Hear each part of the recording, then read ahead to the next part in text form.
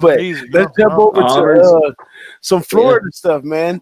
UCF, after one game, comes and play bottom feeder East Carolina. Is UCF 27 points better than East Carolina?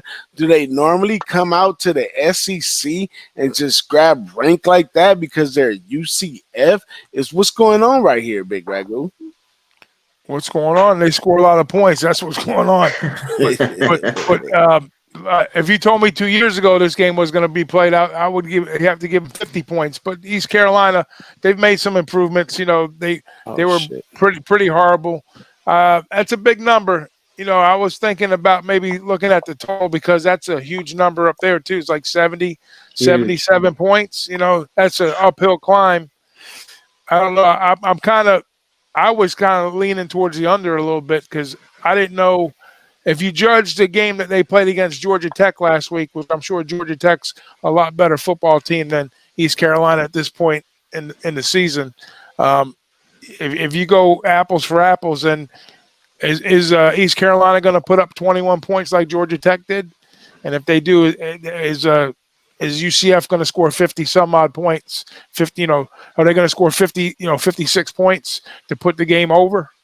You know what I'm saying? So if you got a 56-21 total, there's your push. So I lean towards the under here. I don't know if I got to see East Carolina play, and coming off that big win with UCF, I know they're going to have their gas, mashed all the way down. They're not going to let up. They're going to play their game. So it just depends what kind of stop East Carolina gets, and whether UCF lets East Carolina score 21 or better. So I would lean under here. That's right. Now, my bad. I did jump off track. My screen jumped over to something else. I was going down the games in the SEC, and it jumped out of there. We were supposed to be on Mississippi State and LSU. LSU is favorite.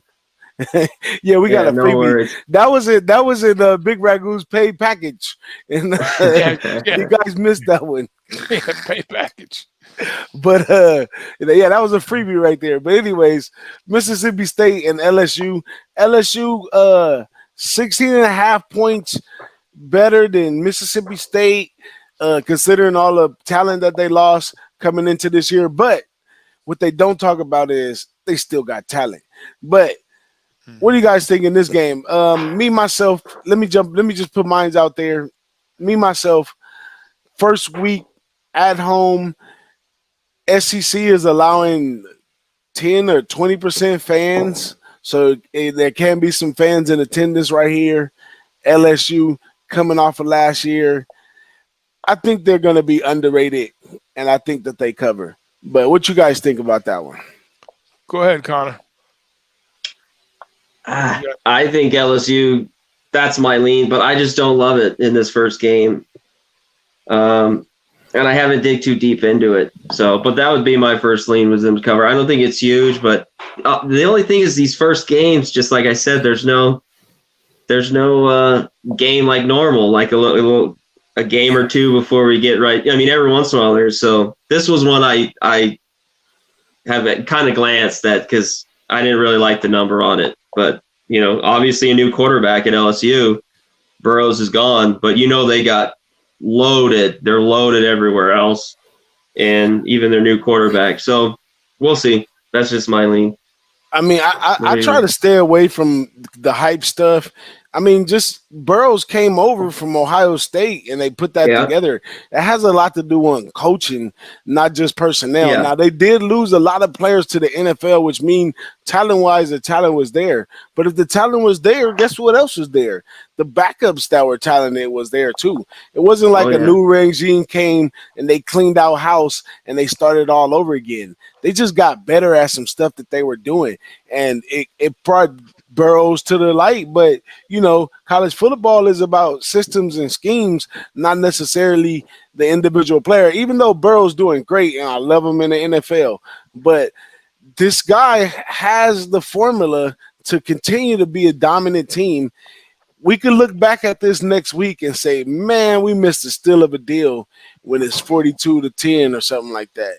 What you feel, That's Big Ragoo? Well, you got another new coach in the state of Mississippi named Mike Leach. You ever heard of him? Oh, yeah. Yep. Yeah. So he's coming down to the Bulldog territory, and I think this kid, with Costello, I'm hearing some scuttlebutt about, how they're taking to this new 300. They're going to say that they're going to throw the ball, put the ball up a lot and often, and coming out of the gate, we'll see what. And we know LSU's loaded up. We know they're going to be there. They're going to replace some pieces, reload, whatever. But the interesting look here is, how are they going to react to what air raid's going to throw at them? Just we know that they have some solid DBs constantly at LSU. We'll see how they match up with the receivers and what Leach has in plan. So I don't have an opinion on this game, to be honest with you. I'll just kind of read into it a little bit.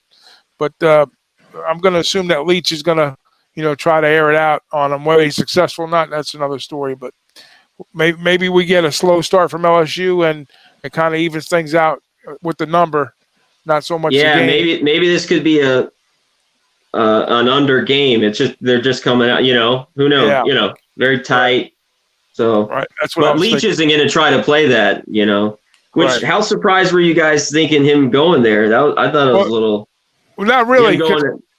He wanted to get to the SEC. He always wanted to coach in the SEC, and I guess that was, I wouldn't say the first opportunity, but that was probably, jumped at it. Yeah, he jumped at it. How these coaches, they move around once they get down there. Like I was telling DJ, Bobo is going to be the offensive coordinator, Mike Bobo, over at South Carolina. He jumped ship from Colorado State, and he knows that Muschamp's probably not going to be there forever. So that's going to open a door for him. So, he played quarterback at Georgia.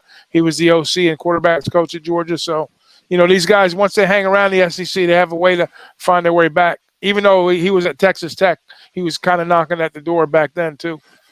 Yeah, he was. Yeah. Don't forget his daddy coached at Georgia too. Yeah.